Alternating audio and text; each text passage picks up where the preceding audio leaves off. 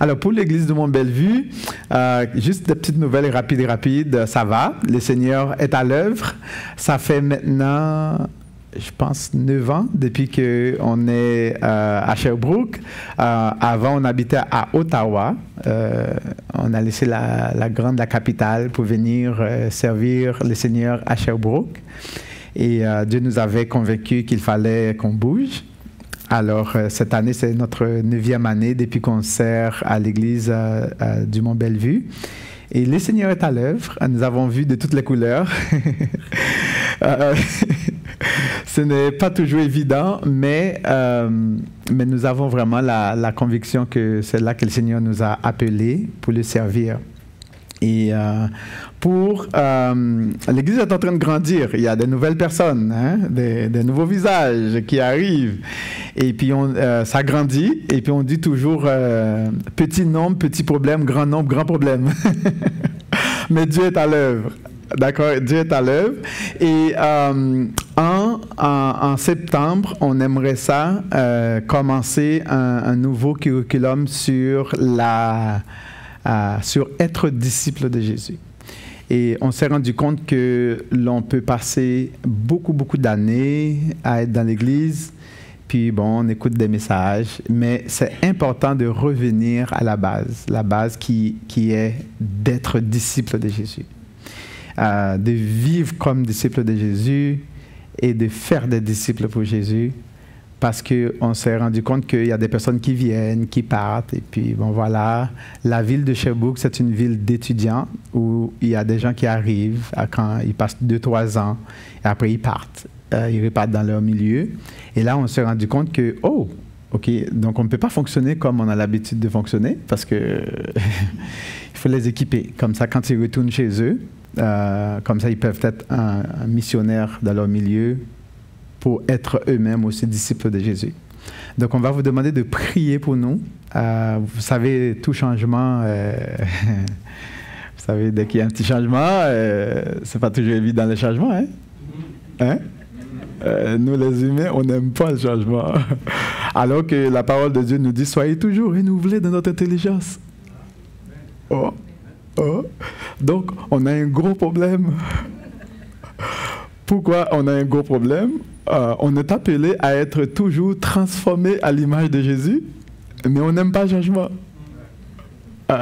On a un gros problème. C'est pas pour vous, hein? Le problème est grave. Alors, priez pour nous, pour que le Seigneur nous accorde sa grâce dans sa bonté. Alors, aujourd'hui, nous allons parler de l'ennemi de nos âmes. D'accord? Nous allons parler de l'ennemi de nos âmes. Vous savez que la vie chrétienne n'est pas toujours facile. Ce n'est pas évident de vivre en tant que disciple de Jésus dans une société d'aujourd'hui. D'accord? Est-ce que vous êtes d'accord avec ça? Ce n'est pas évident. Et souvent, nous ne sommes pas conscients du combat dans lequel nous sommes engagés en tant qu'enfants de Dieu. Et souvent, il y a des choses qui nous arrivent. La vie n'est pas facile. Il y a des luttes, il y a des combats. Tantôt, ça va bien. Tantôt, ça ne va pas bien. Mais la grande difficulté, c'est qu'on n'est pas toujours conscient de celui qui est en arrière, qui veut toujours voler la joie de notre salut, qui nous empêche de vivre pleinement l'appel que le Seigneur nous a adressé. Avant de plonger dans le message, j'aimerais ça un peu tisser notre toile de fond. Puis, avant de rentrer dans le texte, ce que j'ai à dire, c'est que nous avons un Père qui nous aime à la folie. Nous avons un Dieu, un Créateur qui nous aime à la folie. Et il n'y a aucune personne sur cette planète, incluant nos enfants, nos époux, nos épouses, nos mères, nos pères ou toute autre personne qui peuvent nous aimer de la manière dont Dieu nous aime. Même si que, bien sûr, il nous aime. D'accord? Mais c'est important pour nous de savoir que Dieu a créé toutes choses pour que nous soyons pleinement en relation avec lui. Nous avons un Père qui a un amour profond pour nous, un amour éternel qui ne change pas, qui ne dépend pas de nos performances. Nous avons un Père qui nous a créés parce qu'il nous aime, parce qu'il veut se partager avec nous. Et qui a un plan extraordinaire pour nous. Et Dieu a fait une déclaration extraordinaire aux enfants d'Israël. « Je t'aime d'un amour éternel, c'est pourquoi je te conserve ma bonté. » Et c'est malade. Une déclaration d'amour de Dieu envers son peuple. Je t'aime d'un amour éternel. Ce n'est pas un amour circonstanciel, mais c'est un amour éternel qui ne dépend pas de ma performance, qui ne dépend pas des belles choses que j'aurais pu accomplir. C'est un amour qui dépend seulement du Père qui a aimé. Et dans Jean 3,16, on sait que cela nous dit que Dieu a tant aimé le monde qu'il a envoyé son Fils unique. Il a tant aimé. Et Dieu est celui, puisqu'il nous aime, qui a un plan pour nous. Et dans Jérémie 29, il a dit aux enfants d'Israël, « Je connais le projet que j'ai formé pour toi. Je connais le plan que j'ai formé pour toi. » Un plan de bonheur et non de malheur pour vous donner un avenir et de l'espérance. Donc, on a un Dieu, un Père qui, non seulement qui nous aime d'un amour éternel, mais qui a aussi un plan éternel pour nous. Est-ce qu'on saisit un peu? Donc, on a non seulement il a la capacité aussi pour accomplir ses projets. Dieu a le moyen de ses ambitions. Souvent, nous, les humains, on a des ambitions, mais on n'a pas toujours les moyens de les accomplir, n'est-ce pas? On a des rêves, et on n'a pas toujours les moyens de les accomplir. Mais Dieu a le moyen de ses ambitions. Mais vous savez, malgré tout cela, il y a un ennemi qui veut s'aimer la pagaille.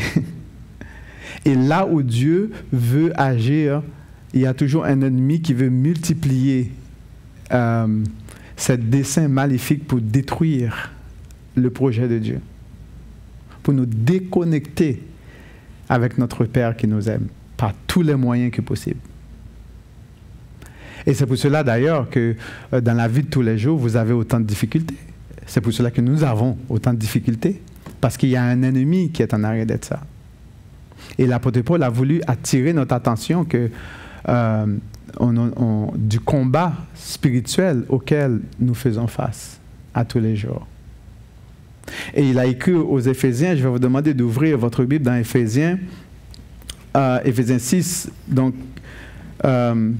pour attirer notre attention sur cet ennemi qui vient déranger notre paix avec notre Père qui nous aime, qui veut briser la relation entre nous et notre Père qui nous aime. Et l'apôtre Paul veut nous encourager, nous conscientiser de cette réalité et aussi pour nous donner la solution aussi pour faire face à cette réalité. Je dois vous dire qu'il y a beaucoup à dire dans ce texte. Il y a beaucoup à dire dans ce texte, mais je vais vraiment me concentrer sur l'ennemi de nos âmes. D'accord? Éphésiens 6, verset 11. Il dit, « Revêtez-vous de toutes les armes de Dieu, afin de pouvoir tenir ferme contre les ruses du diable. Car nous n'avons pas à lutter contre la chair et le sang, mais contre les dominations, contre les autorités, contre les princes de ce monde des ténèbres, contre les esprits méchants dans les lieux célestes. » Prions. Père Saint, nous voulons te dire merci pour cette grâce que tu nous accordes ce matin de prendre ce temps dans ta parole. Nous savons que c'est toi qui nous aimes d'un amour éternel. C'est toi qui as un plan extraordinaire pour nous. C'est toi qui as envoyé Jésus mourir à la croix pour payer la dette de nos péchés.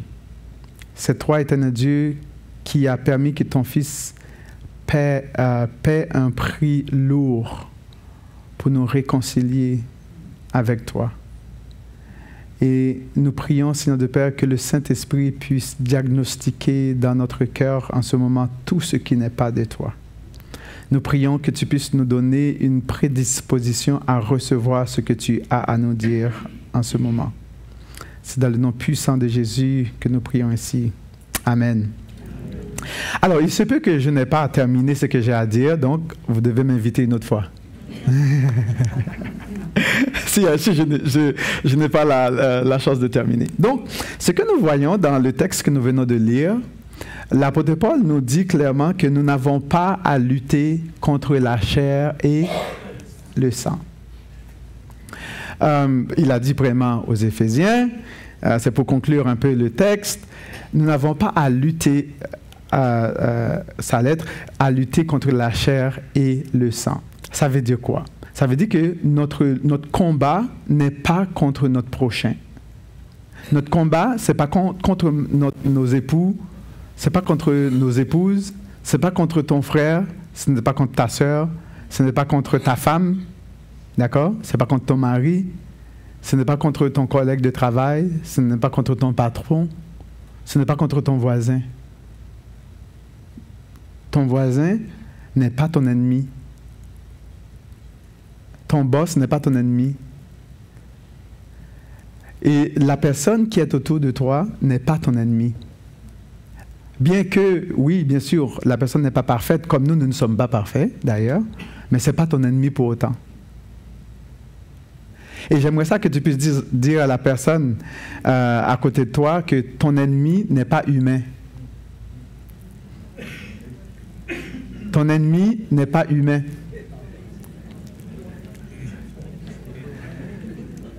Hein?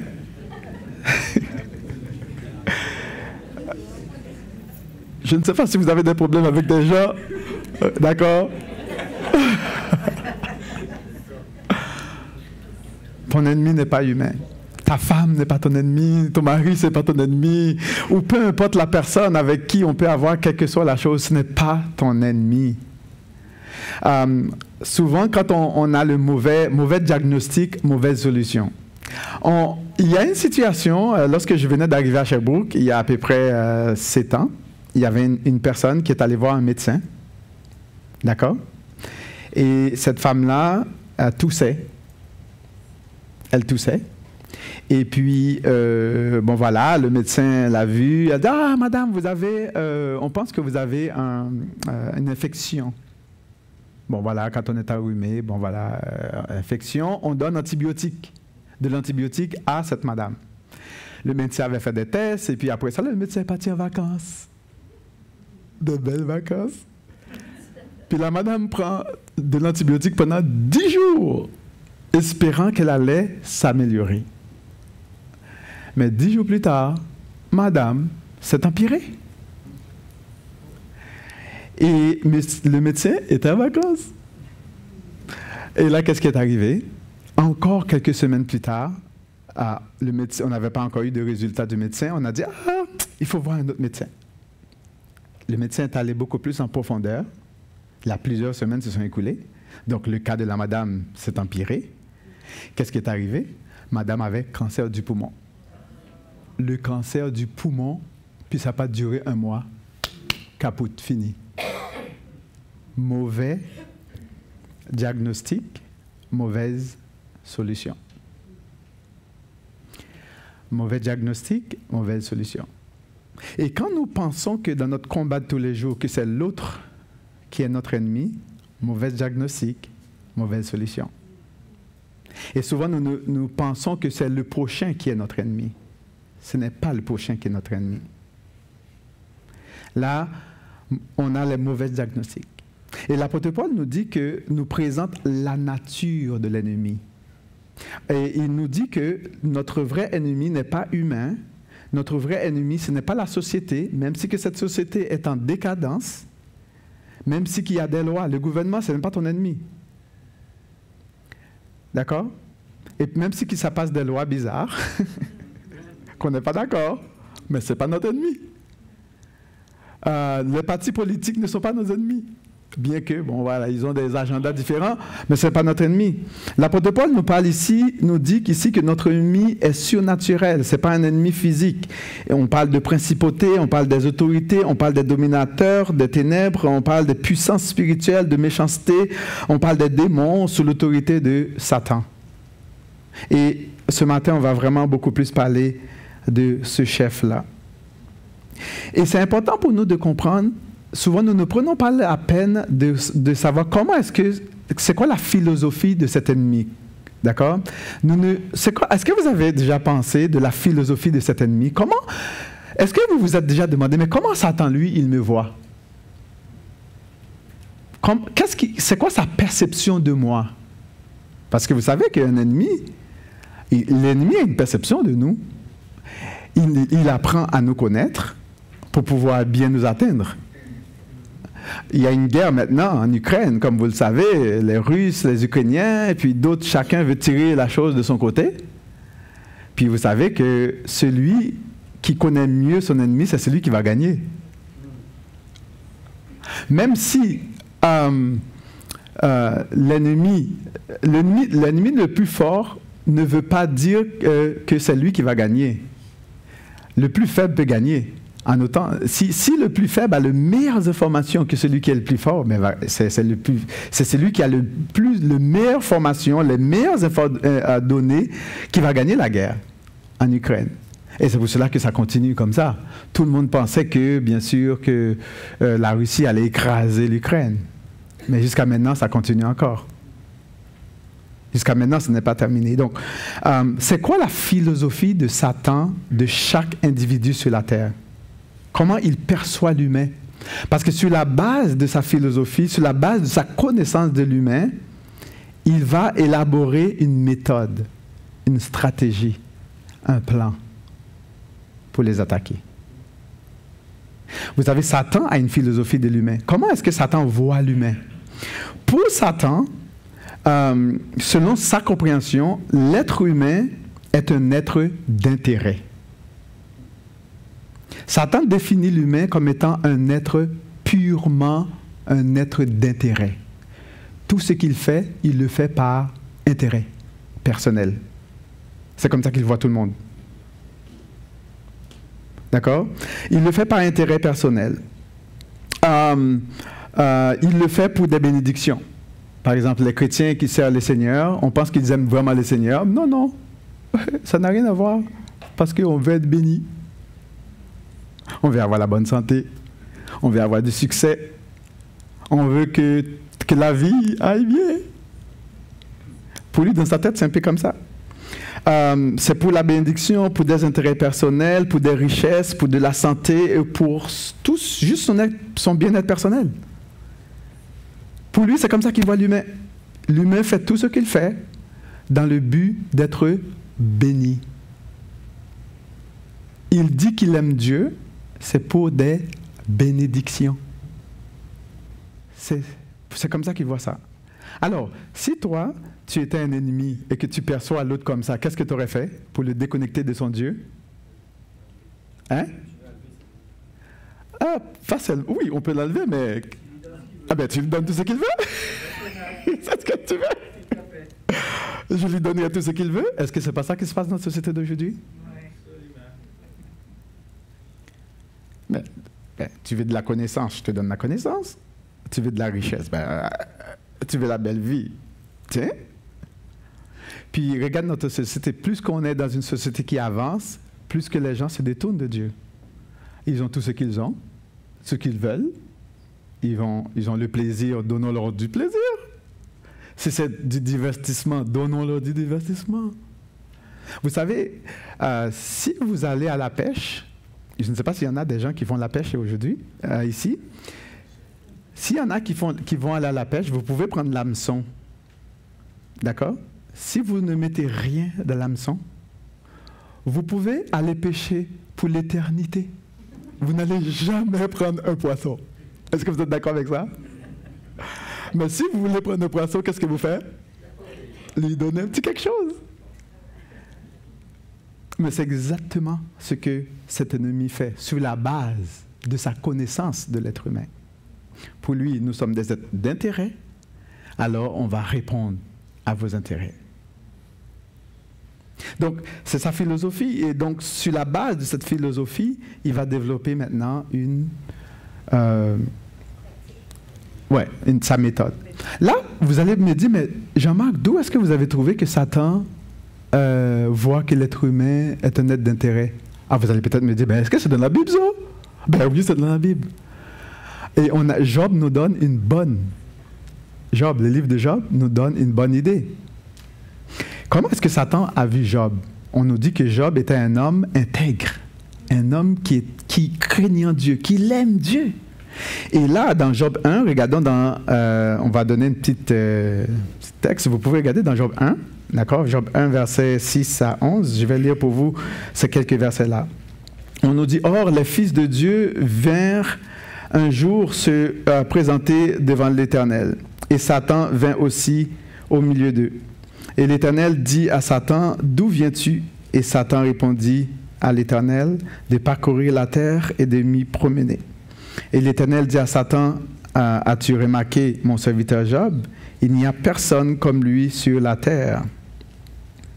Et c'est un homme intègre, droit, craignant Dieu, se détournant du mal. » Et Satan répondit à l'Éternel, « Est-ce d'une manière désintéressée que Job craint Dieu? » Ah! Et là, il a dit, « OK. » Alors, il dit à Dieu, « Ne l'as-tu pas protégé? Lui, sa maison et tout ce qui est à lui. Tu as béni l'œuvre de ses mains. Et ses troupeaux couvrent le pays. Mais étends ta main, touche tout ce qui lui appartient, et je suis sûr qu'il te maudit en face. » Il va te donner une claque d'en face. Touche à sa santé, touche à sa richesse, touche à son succès, il va te donner une claque d'en face, en d'autres mots.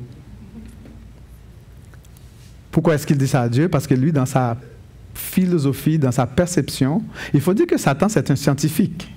D'accord? Un scientifique qui a une connaissance empirique de l'être humain. Bon, vous savez, une connaissance empirique, quand on a des chercheurs, ils vont accumuler des données. Avec le temps, on accumule les données, puis après cela, donc, on va émettre une théorie. On va émettre, par exemple, selon nos observations de ce qu'on a observé. Par exemple, si on veut étudier l'Église ici, cette assemblée, les scientifiques vont venir à chaque dimanche. À chaque réunion que vous avez, il voit comment vous fonctionnez. Après ça, il va dire, bon, voici les caractéristiques de cette église. Voici comment les frères de cette église sont. Voici comment les sœurs de cette église sont. Donc, ils vont juste étudier le comportement, et sur la base de ce qu'ils vont observer, ils vont émettre leurs observations.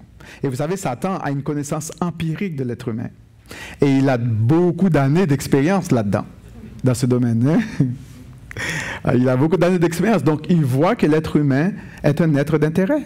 Bon, regarde, quand tu vas à la banque, on va te dire c'est taux là aujourd'hui, quand tu vas acheter une voiture, la première chose qu'on va voir, bon, le taux c'est 9%, même si que la voiture est laide, puis le taux d'intérêt est comme élevé. Quand tu vas aller à la banque pour acheter une maison, qu'est-ce qu'on va voir? Le taux. C'est une question d'intérêt. Quand vous regardez les nouvelles, bon voilà, on vous dit, bon là, c'est l'intérêt des États-Unis, les intérêts du Canada, les intérêts du Québec, les intérêts de la ville de Trois-Rivières. On voit le mot d'intérêt. L'être humain, il est intéressé. Quand tu vas avoir un emploi, bon, combien tu vas payer de l'heure? Bon, comprenez?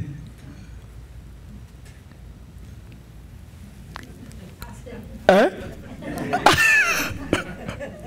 Donc, vous voyez, il va agir ainsi, et pour lui, c'est comme ça, et sa santé. Et quand, pour la deuxième fois, il va aller voir Dieu, chapitre 2, 1 à 6, et Dieu lui va lui dire la même chose. Et Satan va dire à Dieu, au verset 4, il dit, peau pour peau. Tout ce que possède un homme, il le donne pour sa vie. Regarde, c'est ça, sa manière de voir la chose. C'est po. Là, il dit, mais étends ta main, pauvre, il a détruit tout, hein? Tout ce que Job possède. Ce n'était pas assez. Il voulait briser le lien entre Job et Dieu, briser la relation, pousser Job à maudire Dieu, à se détourner de Dieu. Il va dire à Dieu, mais étends ta main, touche à ses os, c'est-à-dire à sa santé, sa chair. Et je suis sûr qu'il va te donner une claque d'en face, il va te maudire. Donc il atteint sa richesse, son confort, maintenant il va atteindre sa santé. D'accord? Ce que j'ai à vous dire, vous ne devez pas avoir aucune crainte de votre santé, de votre vie, parce que vous avez un Père qui vous aime. Ne vous souciez pas de votre retraite, de votre lendemain, parce que Dieu vous aime trop pour vous abandonner. Peu importe ce qui arrive, restez ferme et inébranlable dans l'Éternel, parce qu'il va prendre soin de vous. Ne paniquez pas, ne grimpez pas les murs, mais ayez confiance en l'Éternel, parce qu'il vous aime. L'ennemi sait. Et qu'est-ce qui va arriver? Mais puisque c'est comme ça qu'il voit l'humain, donc il va élaborer une méthode. Une méthode, mais c'est quoi? Sa méthode ou sa façon de faire, sa stratégie, son plan, c'est comme sa méthode, c'est quoi? Puisque c'est un net d'intérêt, il va amplifier le besoin, nos besoins. D'accord? Il va amplifier nos besoins, c'est-à-dire qu'on va avoir peur d'en manquer. On a peur d'en manquer. On a peur de manquer de l'argent. On a peur de manquer pour payer nos factures. Souvent, on a trop peur. Donc, il va provoquer, il va amplifier nos désirs, nos besoins. Et comme ça, il va nous pousser à agir contre même la volonté de Dieu pour atteindre nos belly, belly c'est en anglais, notre estomac. Le manger, le boire. La peur, l'inquiétude, l'angoisse, le stress. Provoquer toutes sortes de choses là dans notre cœur, dans notre sens, dans nos sentiments et dans nos émotions et nous pousser à paniquer et à prendre des décisions complètement bizarres. Juste dans le but d'aller chercher de quoi satisfaire l'estomac. 3 choses qu'il va utiliser: la convoitise des yeux, la convoitise de la chair, l'orgueil de la vie. Maslow. Pyramide de Maslow. Besoin de base, c'est quoi? Manger, boire, dormir, évacuer, ainsi de suite. Après ça, la sécurité. Donc, notre vie est conditionnée à ça. Et on préfère de crever dans notre santé pour accomplir Maslow que de nous attacher à l'Éternel, de faire confiance à Dieu. C'est ça notre société d'aujourd'hui. Maslow, la pyramide de Maslow donne une belle représentation de notre société d'aujourd'hui. D'accord? Qu'est-ce que Satan va faire? Il va amplifier ces choses pour nous détourner de l'Éternel, du tableau que Dieu a pour nous, et pour nous concentrer sur Maslow, les besoins de base. Qu'est-ce que Jean va nous dire? Dans 1 Jean 2, 16, il dit « Car tout ce qui est dans le monde, la convoitise de la chair, la convoitise des yeux et l'orgueil de la vie, ne vient point du Père, mais vient du monde. » Donc, on a des personnes qui ont une certaine connaissance qui vont s'enfler d'orgueil parce qu'ils connaissent des choses, ils ont des acquis. On a des techniques, on a des façons de faire. Il y a des personnes qui mettent leur foi dans le système de santé du Québec. Moindrement qu'on a une petite chose, première chose, urgence. On a oublié qu'il faut aller adresser à notre Père. Je ne suis pas en train de dire de ne pas aller à l'allégeance, là, par exemple. Là. Il ne faut pas dire que, oh, il vient nous dire de ne, si on est malade, on ne doit pas aller à l'hôpital. Non. Dieu a donné de l'intelligence au système de la santé, mais on ne met pas notre foi dans le système de la santé. Ce sont des outils, des moyens que Dieu met à notre disposition. Le système d'éducation aussi, ainsi de suite, tout le reste. Mais on ne peut pas mettre notre foi dedans. Vous comprenez?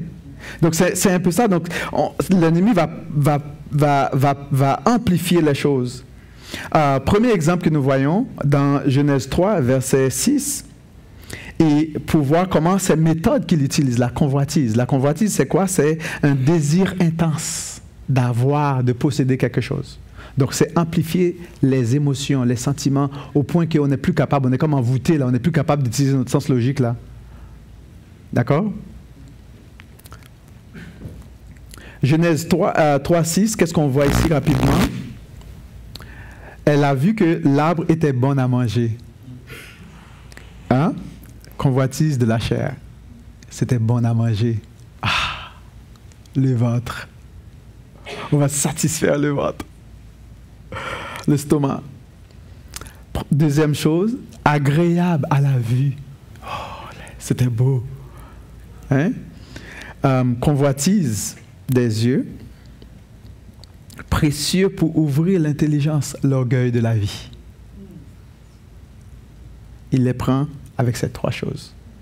Il a essayé avec Jésus avec ces trois choses aussi. La même, ça ne change pas. Pourquoi devrait-il changer sa méthode? Parce que l'être humain est un être d'intérêt. Il n'a pas besoin de changer sa méthode. C'est toujours la même chose qui va arriver. Mais c'est quoi son objectif, rapidement? Bien, son objectif, c'est de détruire la foi. C'est-à-dire détruire notre relation, notre connexion avec notre Créateur, avec notre Père qui nous aime, qui a un plan pour nous, pour changer notre concentration sur lui. Parce que s'il nous donne tout ce qu'on a besoin, ben, on n'a pas besoin de Dieu. C'est aussi simple que ça. C'est de nous pousser à transférer notre dépendance de Dieu à lui. C'est son objectif. Et son objectif, c'est de nous posséder. Prendre possession de tout, de notre intelligence, de nos émotions, de nos sentiments, de nos sens, de toute notre capacité, nous accaparer de tout ce que Dieu a donné, a mis en nous comme don, comme talent. Vous allez voir une compagnie qui va prendre quelqu'un, toute sa jeunesse, il va sucer toute l'énergie de la personne en lui faisant travailler pour 40, 20, 50 ans, et puis quand le jour viendra, qui n'est plus intéressé de toi, il te met dehors. En plus de ça, on te vient t'accompagner avec une gardienne de sécurité, comme si tu étais un criminel. Pourtant, on a pris 30 ans de ta vie. Si ça ne tente plus, ou du moins, il y a des jeunes qui sont plus performants que toi, là. Tu commences à être vieux, tu es rouillé. Là, on te prend 2-3 jeunes pour te remplacer, qui coûtent moins cher, en plus. Puis, boum, on te donne un petit paquet, et puis vas-y, va prendre ta retraite. On n'est plus intéressé. Donc, Satan veut s'en accaparer, prendre tout ce qui est de notre énergie pour nous déconnecter de l'Éternel. C'est quoi sa finalité? Sa finalité, en d'autres mots, c'est très simple. Recevoir la gloire à la place de Dieu.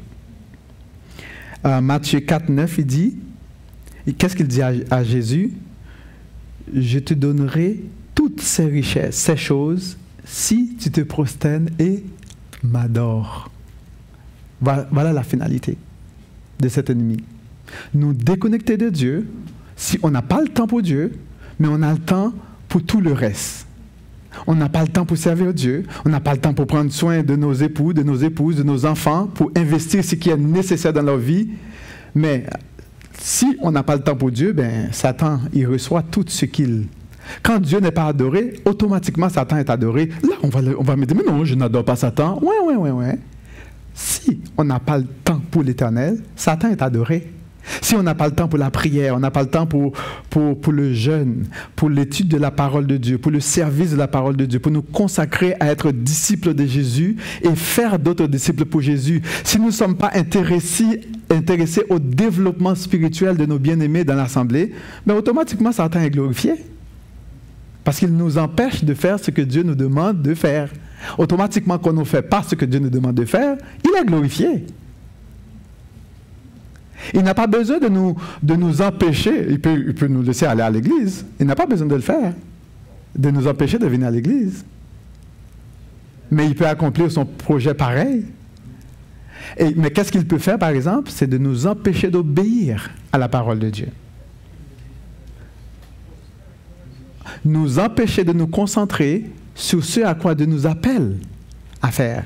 Et à partir du moment que c'est fait, c'est fini. Il est glorifié. Et sa finalité, c'est quoi? C'est de nous épuiser pour recevoir toute la gloire pour lui et pour lui seul. Y a-t-il une solution? Ben oui, il y a une solution. L'apôtre Paul, dans Éphésiens 6, verset 10, qui nous dit de rester ferme dans le Seigneur. La première des choses, c'est de demeurer ferme dans le Seigneur. Puis la troisième des choses, c'est d'aimer Dieu plus que notre vie, plus que ta vie, plus que ton existence. Parce que si tu aimes Dieu plus que toi-même, l'ennemi n'aura plus accès à ton cœur. Parce que ton cœur est connecté à ton Seigneur, à ton Créateur. C'est lui qui a la première place. Tu aimeras le Seigneur ton Dieu de tout ton cœur, de toute ton âme, de toute ta force. Puis troisième chose, tu aimeras ton prochain comme toi-même. Tu ne verras plus l'autre comme ton ennemi. Tu le verras comme créature de l'Éternel. Et s'il n'est pas sauvé, qui a besoin de Jésus. Et tu feras de tout ton pouvoir pour être un bon témoignage pour cette personne. Puis ton frère et ta sœur, tu feras de tout ce qui est de mieux, de l'aimer comme Jésus l'a aimé, pas pour l'abuser, pas pour profiter de son argent, ni de son temps, mais pour l'amener à la ressemblance à Jésus. Et de cette manière, il n'aura plus accès à ton cœur. De faire attention, de ne pas blesser les gens. De faire attention à ce que ce ne soit pas nos intérêts personnels qui rentrent en jeu. Ce n'est pas nos intérêts personnels, on est là pour Jésus. On est là en tant qu'assemblée, en tant que peuple, pour vivre la vie de disciples, pour atteindre des âmes pour Jésus, pour être un témoin pour Jésus, pour l'aimer tel qu'il nous appelle à l'aimer. C'est ça notre raison d'être. Nous sommes des ambassadeurs pour Jésus dans ce monde. Et notre vie est temporaire. Et lorsque la cloche sonnera et que Dieu nous appellera à la maison, c'est fini. Vous comprenez? Nous ne pouvons pas nous attacher aux choses d'en bas comme si que Jésus ne reviendra jamais. Comme si qu'on ne va jamais mourir. Il y a des chrétiens qui vivent dans ce monde comme si que, on ne mourra jamais. Ils font des projets, des plans extraordinaires, mais ils vont vivre éternellement sur la terre, dans le péché. Puis on ne pense pas que ça peut arrêter demain là. Puis on aura à rendre compte à notre Créateur. Puis il y en a qui c'est l'emploi, c'est le travail, c'est le projet, c'est toute l'affaire. Puis on oublie que le but de Satan, c'est de nous détruire notre éternité, détruire le plan que Dieu a pour nous, le plan éternel, d'être réunis avec Christ et de vivre pour l'éternité avec lui, dans le bonheur parfait, avec notre Seigneur, sans péché, sans rien. Et c'est ça, son plan. Et l'apôtre Paul nous encourage à lutter contre cet ennemi-là, à être équipé pour faire face à cet ennemi-là, à comprendre son plan, ses stratégies, et d'aimer Christ plus que tout, de rester demeuré en Christ et de vivre pour lui. Et c'est ce message, c'est ce à quoi le Seigneur m'avait mis à cœur pour vous ce matin. Parce que Dieu vous aime et il veut que vous brillez dans cette assemblée, dans cette ville. Il veut que vous brillez dans votre milieu, que vous soyez un ambassadeur de Christ pour toute personne qui est à côté de vous. Parce que vous êtes la porte du ciel pour cette personne. À chaque fois que vous êtes à côté de quelqu'un, la personne est juste en avant de la porte du ciel. La personne ne pourra jamais être plus proche du ciel que vous, là, parce que vous êtes la personne qui a la clé, qui est Jésus, pour lui permettre d'entrer. Et à toutes les fois que vous ne parlez pas de Jésus, vous lui fermez la porte du ciel. Peut-être que c'est vous que Dieu voulait utiliser. Ne fermez pas votre cœur. Soyez un ambassadeur, une ambassadrice pour Jésus. Et mettez votre cœur à la disposition de Jésus, qu'il puisse vous bénir éternellement, toujours. On va prier. Seigneur, nous savons que tu aimes cette assemblée, nous savons que tu as un plan pour cette assemblée, nous savons que tu aimes chaque personne ici présente d'une manière extraordinaire, que tu as un plan merveilleux. Et nous voulons te prier dans le nom de Jésus, que le Saint-Esprit puisse agir puissamment dans le cœur de tes enfants, bien-aimés, chéris, les prunelles de tes yeux, pour qui tu as envoyé Jésus mourir à la croix pour nous réconcilier avec toi. Et nous prions, Père, que tu puisses détruire tous les plans de l'ennemi et que tu ouvres les yeux de notre cœur pour saisir cet amour que tu as pour nous. Dans le nom puissant de Jésus. Amen.